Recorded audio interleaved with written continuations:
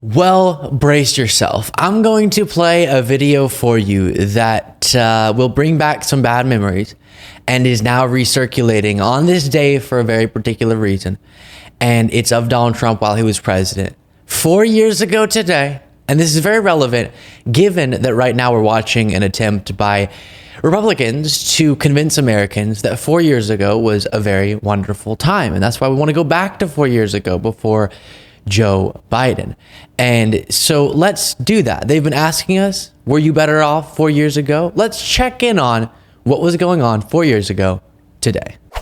So supposing we hit the body with a tremendous, whether it's ultraviolet or just very powerful light, and I think you said that hasn't been checked, but you're going to test it. And then I said, supposing you brought the light inside the body, which you can do either through the skin or in some other way. And I think you said you're going to test that too. Sounds interesting. I'm going to really quickly pause your viewing of this video to ask you to subscribe to the YouTube channel. Just click that subscribe button plus the like button as well and the alert bell so you get notifications. Back to it. Right, and then I see the disinfectant where it knocks it out in a minute, 1 minute. And is there a way we can do something like that by injection inside or almost a cleaning, because you see it gets on the lungs and it does a tremendous number of the lungs. So it'd be interesting to check that. So that you're going to have to use medical doctors with. But it sounds interesting to me. So we'll see. But the whole concept of the light, the way it kills it in 1 minute, that's pretty powerful. Steve, please. And I want to bring in now Josiah from Pondering Politics. I would say it's great to be with you, which it is, but I'm not feeling great at this moment after reflecting on that clip. There's so much to be said, and so I don't even know where to start. And I'll kick it over to you then and let you start on this one, Josiah. So I have to start now. You can start. Listen, that is... So Chris Hayes with MSNBC has been doing this thing. I don't know if it's every night, Luke, but I know it's multiple times a week, where he is basically taking up the Trump challenge of, were you better off 4 years ago than you are now? And this, to me, is almost the perfect encapsulation of this moment. When you consider, I do think that Republicans struggle, like elected Republicans struggle with time, because this is what happened 4 years ago. We were in the midst of a once-in-a-century pandemic. Donald Trump was the nation's chief executive. So even though he didn't create COVID, I'm not blaming COVID on Trump. Trump had a constitutional and moral and civic obligation to step up as a leader and do everything in his power responsibly as the political and head of state and as the chief executive of the nation to manage this crisis. And what did he do instead? He did stuff like this. He did stuff like this where he suggests that the way to beat COVID isn't by following best medical practices when he's standing 6 feet away from his medical advisors. It's actually maybe get creative with bleach. Have you thought about drinking bleach? Have you thought about injecting bleach? Have you thought about just like internalizing it? Because listen, you don't need to spray bleach, Luke. If you've got bleach in you all the time, that's Donald Trump's logic. That's what he said from behind the bully pulpit of the most powerful and important office in the world. And that is why I blame Donald Trump for so much of the pandemic, because he had the opportunity to do things to the best of his ability, and he clearly did not. And if that was the best of his ability, that man should be nowhere near the White House again, just want to say. Yeah, and right now we are experiencing this really dishonest attempt to sort of abstract the timeline and distort it in a way that benefits Trump, where people remember life as going from 2019 to sometime during the Biden administration when the worst of the pandemic was behind us. And the reason, as I've explained to my audience many times, that they're doing that is obviously, number one, to benefit Trump directly, so that you forget about his record and the fact that when a crisis came, something a president of the United States is obligated to handle, like you said, to the best of their ability. He failed. He failed us in that moment of crisis. And not only did we have insanely cartoonish moments like this, but also on the policy, he refused to take it as seriously soon enough as was being recommended by his medical professionals. And instead of just allowing them to stand up at that podium and him just bolstering their messages. He took it as an opportunity to spitball something that he was thinking about while he was going through his 3 a.m. toilet Twitter rage session, and something he read in one of those threads. And so he failed us, and he did contribute to the fact that we saw the economic collapse that we saw. He did contribute to the fact that the pandemic raged like it did. He did contribute to the fact that crime spiked in historic ways. So number one, the reason why Republicans are now trying to pretend like that just never happened, that just, right, omit that from your memory about our timeline, that's number one. Number two is because if you forget about the context of Biden's presidency, then you're judging it incorrectly, and likely you'll be less impressed with the record. But if you understand that when Biden came into office, he was dealing with this economic collapse his predecessor had overseen. He had to come into office experiencing this public health nightmare. He had to come into office experiencing this huge spike in crime. And then you look at all the metrics and see how much better things have gotten now. Our economy outpacing our counterparts. We're currently doubling the GDP growth of our G7 counterparts, which is pretty bonkers. The entire recovery has outpaced them, and obviously still real problems, but we've made so much progress. Crime now down to pre-pandemic levels or lower. Violent crime to near more than 50-year lows. And all of that happening while this historic policy record is being implemented. That is also something Republicans want you to forget about, is the pretext, what Biden had to inherit. Because if they get you to forget that, not only does Trump look less bad, but now they can blame inflation on Biden. Now they can blame a crime surge that he had to inherit on Biden. Now they can blame other economic problems that were obvious economic aftermaths of the pandemic and the mishandling. They can blame all of that on Biden, Josiah. Yeah, so it actually, I would argue it goes one step beyond that too. So like you said, first they try to shave off an entire year of Trump's presidency. Trump was president in their mind from January 2017 until December 2019, December 31st. And then that last year, the Dems were in charge, I guess, in their mind, or Joe Biden was president. Like, they never actually say who was in charge, but they insinuate that whatever happened in 2020 was the fault of Democrats. The protests, a very small subset of which became riots in the aftermath of George Floyd's murder, they say that's Joe Biden's fault and the Democrats' fault, even though President Trump was in office at that time. The crime spike, even though President Trump was in office at that time, that's somehow on Biden, even though it was 2020. All the things, they do that. Then they try to get you to forget, like you said, what Biden inherited. But then they actually do one better. They pretend that then President Trump inherited nothing from former President Barack Obama. That's the other thing, which it's like this compound factor. They try to give Trump a year off. They pretend that he didn't leave President Biden a mess. And they also pretend that time began anew when Donald Trump was inaugurated, that President Obama didn't leave him an economy that was running relatively well, that it took 8 years to recover from the George W. Bush triggered Great Recession. You see, this is the thing that it's so frustrating, because sadly, Luke, it's very effective, obviously not just with Republican voters, but unfortunately with a large subset of independent voters as well. And quite frankly, some Democrats. I've encountered some people who identify as Democrats who will give President Biden low marks on the economy because they too, I think, have bought into the framing that Trump was president for 3 years, that he inherited nothing good from Barack Obama. He did it all himself, and that he left Joe Biden something really, really good. And none of these things are true. And so that's part of the reason why, and I know you agree, because we've talked about this publicly and privately, facts don't speak for themselves, period. So the good facts, the unfavorable facts, they all have to be articulated by surrogates. They have to be conveyed.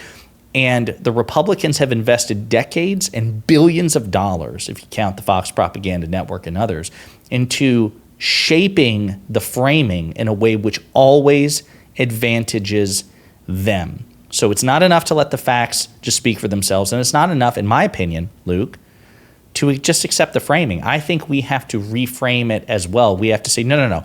You don't get a year off when you're a president. You don't get to blame Democrats for everything, especially when they're out of power.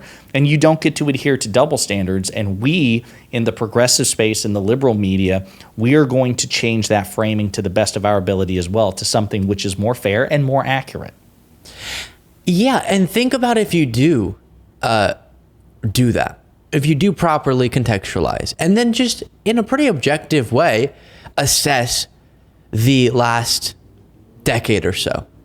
As you pointed out, they really don't like to remember that Obama had to oversee the recovery after the Great Recession and then handed an economy that economic trends and projections indicated was going to head in a strong direction. Then it headed in a strong direction for a few years. And actually, as I was looking at economic expectations versus what happened, it actually slowed a little bit compared to expectations under Donald Trump. So nothing's remarkable about that. If you take over an economy that's expected to do well and it does slightly less well than it was expected to do, nothing incredible about that. And then when crisis hits, you mismanage it and everything collapses. Also nothing impressive about that. What is impressive is an Obama record, or especially a Joe Biden record that saw an even better and more effective recovery that picked up the pieces from what was left in Trump's presidency. And I was going to say it, but because you're the one who I've heard make this point before and originally, explain the skyscraper analogy for everybody. Yeah, so I think it's a perfectly apt metaphor. So you think about it. Barack Obama comes into office January 2009, and he inherits a crater, a giant hole in the pavement. And from that, he oversees. I'm not going to give him all the credit for it, because presidents, right, although they're powerful and influential, they don't single-handedly build or destroy economies, Republican or Democrats. But on his watch and under his supervision, a skyscraper emerges from this crater. The skyscraper is incomplete by the end of his second term. So it's out of the crater. It's 100 stories in progress.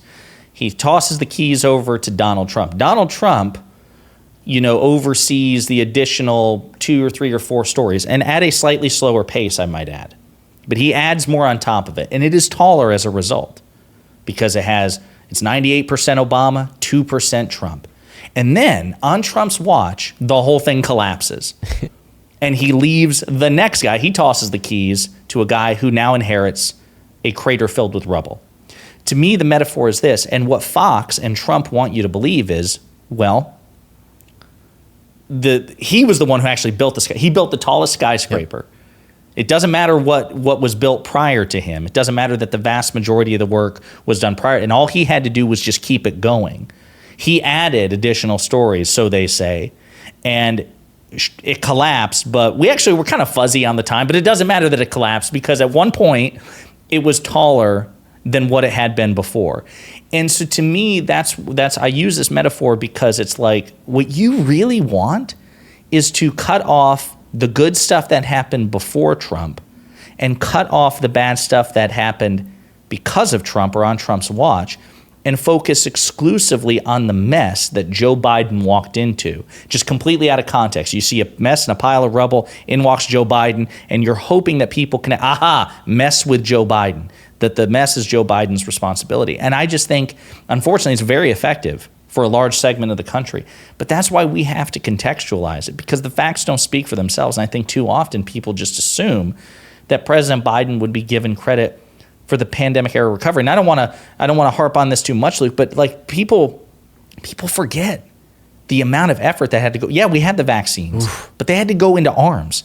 And Donald Trump's plan was to simply give the vaccine to states and let them mess with it. And that's why the vaccination rates were very low under Donald Trump compared to what they were under President Biden. When President Biden stepped into office and said, no, we're going to give it to the states, but there will be a federal coordination of this. The federal government will hold your hand as we do this. We'll do this together. It'll be a partnership. Vaccination rates nearly doubled. President Biden wanted to get 100 million vaccinations in 100 days. We got 200 million in 100 days. He put a vaccination and testing site within 5 miles of 95% of the American people. And that's what allowed the economy to open back up. That's what allowed us to continue with the pandemic era recovery. And by the way, I'll also just say this, even if you factor in all of that, Luke, even if you say, I don't want to give Biden credit for that because it was just cleaning up Trump's mess, then it shouldn't count. I don't know why we would ever accept that, but fine, let's just do it for sake of arguments. The average monthly job creation under President Biden is better than it ever was under Donald Trump. So even if you control for the pandemic, for both of these men, Biden's record is just better. Yep. Sorry, I'll step off my soapbox. Exactly. Unemployment lower now than it was before the pandemic. Like you said, job growth remained stronger after we recovered all the pre-pandemic jobs. And they just completely, wage growth is currently stronger and outpacing inflation than it was before the pandemic. And there's more to be said, but before we do that, let me play this clip of Dr. Birx. You saw her in that shot in visible pain as Trump was talking. And here she is on CNN reflecting down the road on what could have been done if there were a better response during that crucial time. When you look at your data now and you think, okay, had we mitigated earlier, had we actually paused earlier and actually done it, how much of an impact do you think that would have made? Well, I look at it this way. The first time we have an excuse, there were about 100,000 deaths that came from that original surge. All of the rest of them, in my mind, could have been mitigated or decreased substantially. Yeah, so it's horrific. And I have been talking about, Josiah, with the audience, this piece from The Atlantic that the psychologists who sort of assess the post-COVID grief and the way that people are trying to omit COVID from their memory and omit that period of time because it was so painful. And you understand that, right? Emotionally understand why people would want to just like forget that happened altogether. But that then has political implications because when you do that, it caused the situation that you're talking about.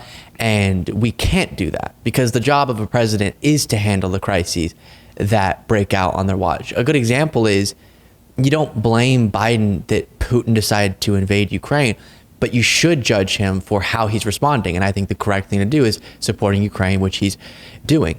And then I will say, and then I'll throw it to you, Josiah, the timeline warp thing that gets done, this is what was sitting with me, is far and beyond just on the economy or on COVID, because we hear this strange thing. You talked about it with the summer of 2020, where people will show photos from that summer of a building on fire or something, and will say, this is Joe Biden's America, even though Trump was president.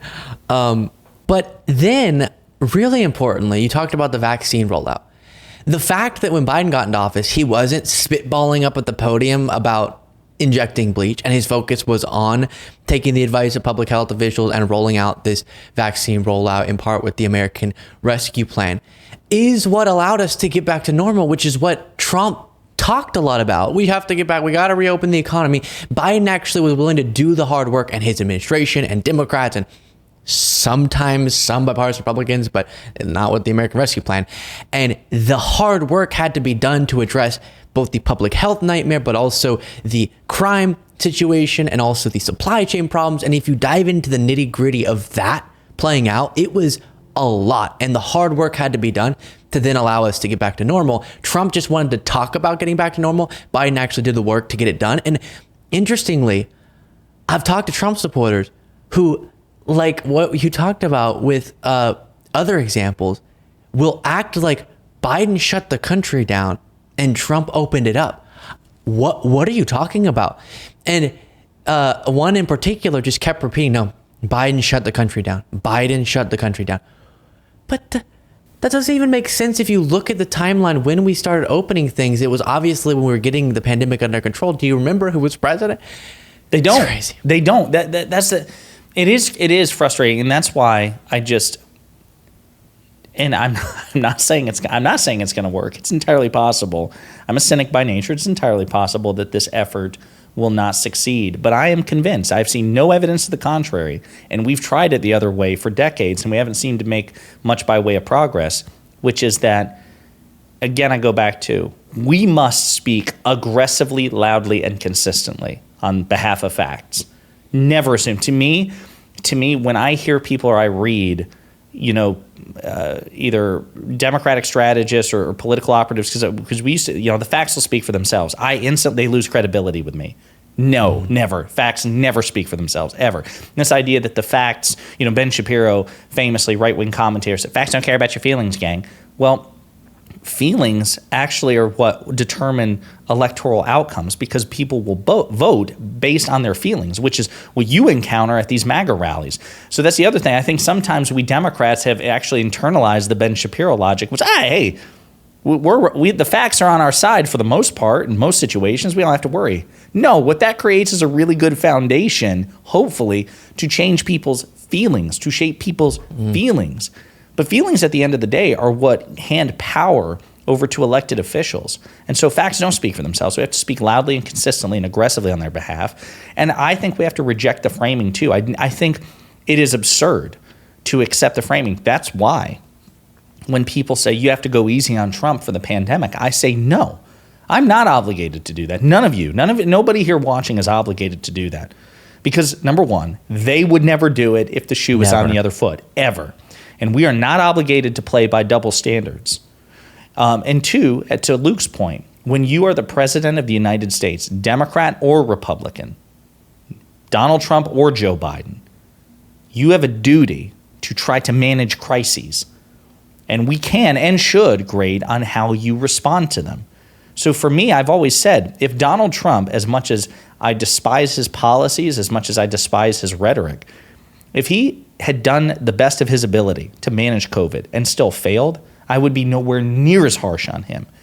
Because at the end of the day, he's still a man. I can say if you did your best with what you had at your disposal, that's something. Donald Trump did not do that, right? So you look at the Afghanistan withdrawal for President Biden. That was not a perfect withdrawal by any stretch of the imagination.